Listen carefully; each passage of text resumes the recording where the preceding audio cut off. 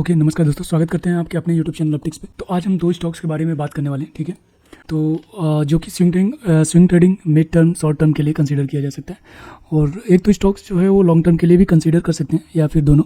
लेकिन किसी तरह का कोई भी इन्वेस्टमेंट करने से पहले आप अपना एनालिसिस ज़रूर कर लीजिएगा। मैं हमेशा सही नहीं हो सकता। अगर प्रीवियस में मैं सही रहा भी होऊंगा, उसके आधार पर कभी भी आप मुझ पर भरोसा करके डायरेक्ट इन्वेस्टमेंट मत कीजिए। और एक चीज़ और भी कि इन्वेस्टमेंट आप लोग कभी भी उन पैसों का बिल्कुल भी मत कीजिए जो इन फ्यूचर कभी भी आपको 1 से 2 साल, 3 साल या 4-5 साल या 10 सालों में काम लगने वाले। वैसे पैसे का इन्वेस्टमेंट स्टॉक मार्केट में नहीं किया जाता है, ठीक है। क्योंकि कई बार ऐसा होता है कि कोई भी मार्केट में 100% बिल्कुल भी करेक्ट नहीं होता। तो कई बार ऐसा होता है कि आपने कभी बाई किया और वहीं से टॉप बना के नीचे बॉटम की तरफ जाने लगा, और आप इंतजार कर रहे हैं कि आपका शेयर ऊपर जाएगा तब बेचेंगे, और आपको अर्जेंटली कहीं रिक्वायरमेंट हो जाती है उस पैसे की, तो दिक्कत हो सकती है, ठीक है। तो कभी भी उन पैसे को इन्वेस्टमेंट ना कीजिए जो कि इन फ्यूचर में कभी भी आपको काम आने वाले हैं, या कहीं से भी बोरो करके या कर्ज लेके, उधार लेके, कहीं से भी इस टाइप का पैसा इन्वेस्टमेंट शेयर मार्केट में नहीं किया जा सकता और नहीं करना चाहिए, ठीक है। चलिए, और आज हम लोग दो स्टॉक्स के बारे में जानेंगे, ठीक है। तो आज हम लोग जो स्टॉक्स जो देखने वाले हैं ना, दोनों स्टॉक्स के बारे में एक कुछ फंडामेंटल की भी मैं आपको आप सबके सामने उन स्टॉक्स के रखूंगा, ताकि आप ये समझ पाएँ कि कैसे सारा कुछ फंडामेंटल की काम करता है, किस आधार पे काम करता है, और कैसे कैसे ये सारी चीज़ें होती हैं, ठीक है।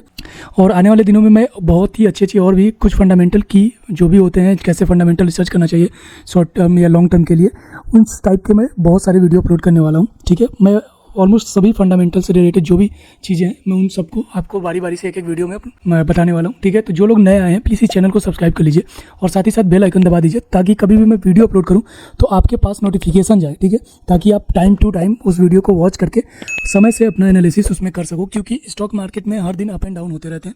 अगर कई बार होता है कि मैंने स्टॉक के बारे में रिकमेंडेशन दिया, या मैं स्टॉक्स के बारे में मैंने चर्चा की अपने किसी वीडियो में, ठीक है, कि हाँ मेरा ये स्टॉक्स में व्यू है, और पता चलता है कि 2-4 दिनों में वो अपना व्यू हिट कर दिया, ठीक है, टारगेट वगैरह सब कुछ जगह पे पहुंच जाते हैं। तो इस कंडीशन में क्या होता है कि आप अपना एनालिसिस भी नहीं कर पाते हैं, बैक टेस्ट भी नहीं, कुछ भी नहीं कर पाते उसमें। तो अगर लेट से पहुंचेगा तो आपको दिक्कत हो सकती है। तो इस वजह से वीडियो को लाइक कीजिए, शेयर कीजिए अपने दोस्तों के साथ, साथ में बेल आइकन दबाना मत भूलिएगा सब्सक्राइब करने के बाद चैनल को। तो चलिए, आज जो हमारे जो दो स्टॉक्स है उसके बारे में जानेंगे। तो पहला जो हमारा स्टॉक्स होगा ना, उसका पहले हम लोग फंडामेंटल देखेंगे, ठीक है। तो पहला स्टॉक्स हमारा है ट्रेल, ठीक है, ट्रांसफार्मर रेक्टिफायर्स इंडिया लिमिटेड, ठीक है। ये अभी 788 पे ट्रेड कर रहा है, ठीक है। इसका जो मार्केट कैप है ना, वो 827 करोड़ का है। ये स्किनर.इन वेबसाइट है, बिल्कुल फ्री है, ठीक है। मैं ज़्यादातर इसको यूज करता हूँ। और इसके बाद हम इसमें देखेंगे इसका जो पी रेशियो ना, थोड़ा सा क्या, बहुत ज़्यादा हाई है, ठीक है। 200 पॉइंट का ऐसे हाई दिखा रहा है। तो कई बार मैंने आने वाले कुछ वीडियो में भी मैं आपको क्लियर करूंगा कि पी रेशियो कितना इंपॉर्टेंट है और नहीं, क्योंकि कई बार होता है कि कुछ जो अच्छे स्टॉक्स होते हैं ना, कभी भी आपको सस्ते पी पे तो बिल्कुल नहीं मिलने वाले, ठीक है। आप अगर इंडस्ट्रीज के पी से कंपेयर करोगे तो बहुत सारे जो अच्छे स्टॉक्स फंडामेंटली होते हैं, वो आपको बहुत कम चांसेज है कि आपको लो पी पे मिलेंगे, ठीक है। तो इस टाइप से इसका पी थोड़ा सा हाई है, लेकिन आप यहाँ पे ये देखेंगे कि रिटर्न ओवर 5 ईयर में 135% का दिया। 27 करोड़ का इसके पास अपने पास कैश है, 256 करोड़ का कर्जा है कंपनी के पास, ठीक है। लेकिन अगर डेट टू इक्विटी रेशियो देखेंगे तो 0.46 है, मतलब 1 से कम है। और अगर 1 से कम है तो गुड, अच्छा, ठीक है, कोई दिक्कत नहीं होती। हाँ, 1 से ज़्यादा नहीं होनी चाहिए, ठीक है।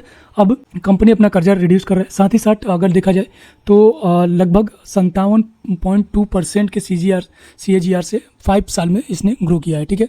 तो ये कुछ इंपॉर्टेंट फैक्टर है। साथ ही साथ इसका बिजनेस ग्रोथ बहुत ही कमाल का हुआ है, ठीक है। आप देख सकते हैं कि 3 डिजिट से सीधा 4 डिजिट में अब बिजनेस कर रहा है ये, ठीक है। ये सेल्स इसके इस वजह से बढ़े हैं। साथ ही साथ इसका प्रॉफिट भी जो 1 डिजिट था, वो अब 2 डिजिट में प्रॉफिट भी होने लगा है। ये जो प्रॉफिट है वो आफ्टर टैक्स है, ठीक है। अब देखेंगे इसमें एक चीज़ की शेयर होल्डिंग पैटर्न कैसा है। तो शेयर होल्डिंग पैटर्न अगर देखना है तो इसमें एक चीज़ देखिए कि प्रमोटर्स अपनी होल्डिंग कुछ दिनों में घटाया है इन्होंने, ठीक है।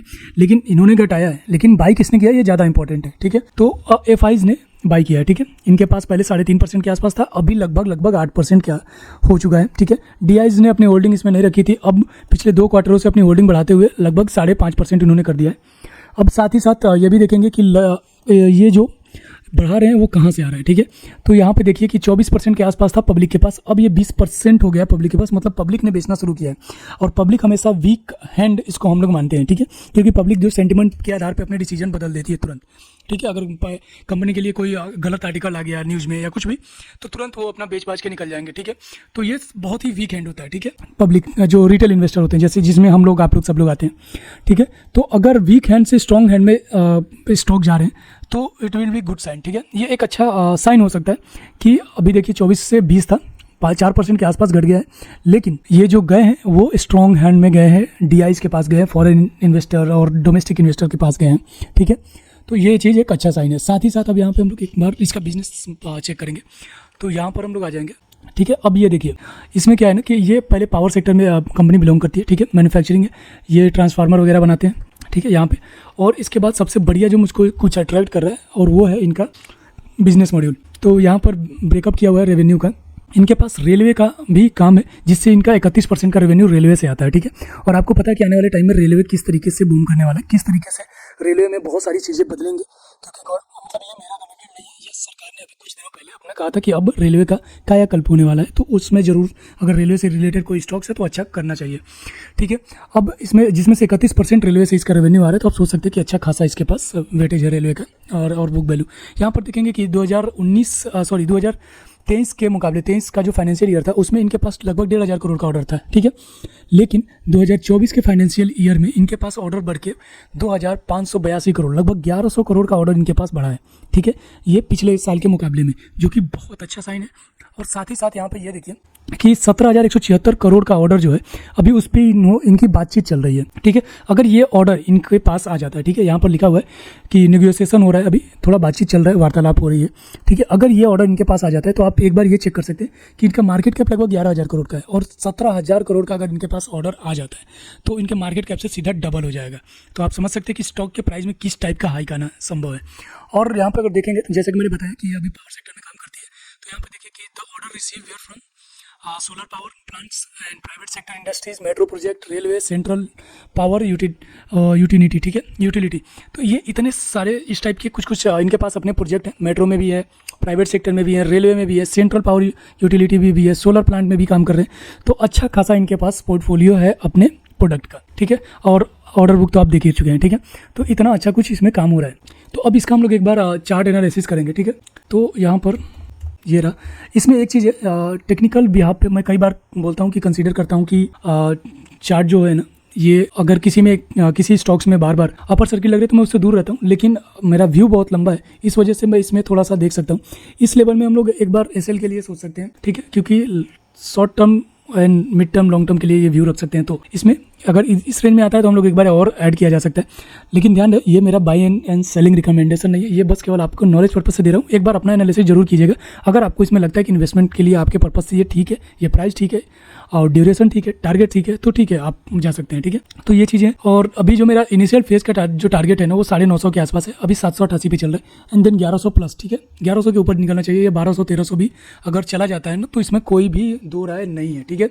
अगर इसके ऊपर भी ये चला जाता है तो कोई भी दो राय नहीं है आने वाले टाइम में, ठीक है। तो अभी इस चीज़ को ध्यान में रखेंगे। अब जो दूसरा हमारा स्टॉक्स है ना, वो है यथार्थ हॉस्पिटल, ठीक है। अब इसके बारे में हम लोग देखते हैं। तो ये जो स्टॉक्स है ना हमारा, ये 3,775 करोड़ का मार्केट कैप है इसमें।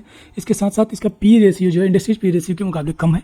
तो अभी हालांकि ये नई लिस्टिंग हुई है इस कंपनी की, इस वजह से अभी इसका पीयू भी कंसीडर उतना ज़्यादा नहीं किया जा सकता है, ठीक है। कंपनी के पास 86 करोड़ का कर्ज है, डेप्थ।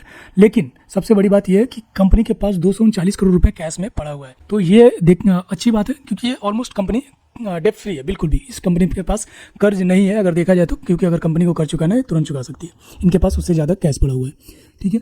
अभी साथ ही साथ ये देखते हैं कि कंपनी अपना कर्ज रिड्यूस कर चुका है, ठीक है। 95 लगभग 96% के आसपास CAGR से पिछले 5 सालों में इसने ग्रोथ दिखाई है।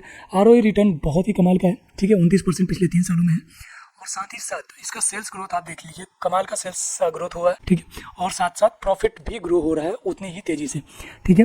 पहले डबल डिजिट में था, अब ये 3 डिजिट 4 डिजिट में आने वाले हैं, क्योंकि इन्होंने 500 करोड़ का जो अपना माइलस्टोन था वो पार कर लिया। अब 671 करोड़, लगभग पिछले साल के मुकाबले 200 करोड़ का गैप आया है सेल्स में, ठीक है। और ये गैप अप हुआ है 200 करोड़। तो सिंपल सी बात है कि बहुत अच्छा इनका सर्विस है मार्केट में, इस वजह से ऐसा कुछ देखने को मिल रहा है हम लोग को इस पे भी। और साथ ही साथ प्रॉफिट भी अब डबल डिजिट से ट्रिपल डिजिट में पहुंच चुका है, ऑलमोस्ट डबल हो चुका है पिछले साल के मुकाबले इस साल प्रॉफिट, ठीक है। अब देख लेते हैं इनका शेयर होल्डिंग पैटर्न। तो शेयर होल्डिंग पैटर्न अभी जो देखना है, धीरे धीरे मैं इसके बारे में भी सभी वीडियो बनाऊंगा, ठीक है। रेशियो, कैश फ्लो, और इसके बाद जो बैलेंस शीट होता है किस तरीके से देखते हैं, बहुत कुछ है इसमें जो फंडामेंटल है। तो मैं धीरे धीरे उन सबको बताऊँगा, अभी धीरे थोड़ा थोड़ा ही करके आप लोग सीखते जाइए, ठीक है। तो अभी क्या है कि FIs ने ये प्रोमोटर्स की होल्डिंग है, तो प्रोमोटर्स भी इस कंपनी में अपनी होल्डिंग बढ़ा रहे हैं, ठीक है। यहाँ पे देख सकते हैं प्रोमोटर्स के पास धीरे धीरे हर क्वार्टर में इन्होंने अपनी होल्डिंग बढ़ाई है। साथ ही साथ यहाँ पर पिछले 2 क्वार्टर में एफआईज ने अपनी होल्डिंग बढ़ाई है, ठीक है। स्टार्टिंग में एफआईज के पास लगभग 5.5% था, अगेन 4% आ गया, ठीक है। बीच में इन्होंने बेच दिया था, 2.5% था, फिर 2.5 से 4 कर दिया, ठीक है। वहीं पर और देखा जाए तो डीआईज ने अपनी होल्डिंग बढ़ाई है, यहाँ पर लगभग 9.5 के आसपास पहुँच चुके हैं। हाँ, यहाँ भी फिर से वीक हैंड से ही शेयर इनके पास गए हैं। 22% था पब्लिक के पास, अब 20% है, मतलब 2% जो पब्लिक ने बेचा है वो एफआईज और डीआईज ने खरीद लिया है, ठीक है। तो इनके पास आप हम लोगों से ज़्यादा डेटा रहता है, ज़्यादा न्यूज़ रहती है कि कंपनी का क्या ग्रोथ होने वाला है, इस वजह से इनका शेयर स्टॉक इसमें बढ़ रहा है, ठीक है। तो चलिए अब इसका बिजनेस जो है क्या है ये देख लेते हैं। यहाँ पर आएंगे, ये हॉस्पिटल जो है ये मल्टी स्पेशलिस्ट हॉस्पिटल है, ठीक है। और ये ज़्यादातर नोएडा, यहाँ पर देखिए मल्टी केयर हॉस्पिटल है, ये नोएडा, ग्रेटर नोएडा, नोएडा एक्सटेंशन उत्तर प्रदेश में है, ठीक है। साथ ही साथ इन्होंने अभी हाल ही में एक अपना एक्सपेंशन किया था, और एक और यहाँ पे ये रहा कि एमपी ओरछ झांसी में जो है, ओरछा में एमपी में इन्होंने एक अपना हॉस्पिटल खोला है, और वहाँ से भी इनका अच्छा रेवेन्यू आ रहा है, ठीक है। और ये जो एरिया है ना, नोएडा एक्सटेंशन, ये ग्रेटर नोएडा, ये बहुत ही रईस और पॉश इलाका एरिया है ये मेट्रो में, तो अच्छा खासा इनका बिजनेस आई थिंक ग्रो हो रहा है। और साथ ही साथ यहाँ पे ये देखिए कि 2023 में 31 मार्च तक इनके पास 609 डॉक्टरों की टीम काम कर रही थी सर्विस में, ठीक है। अब इनके पास प्रोडक्ट बहुत सारे हैं, ऑलमोस्ट सभी डिपार्टमेंट में। आईसीयू में इनके पास 398 प्लस बेड है, पेशेंट से रेवेन्यू लगभग 492 करोड़ का आता है। और अगर और जो अलग अलग बाकी सब रेवेन्यू यहाँ पर आप पढ़ सकते हैं कि क्या क्या हो रहा है।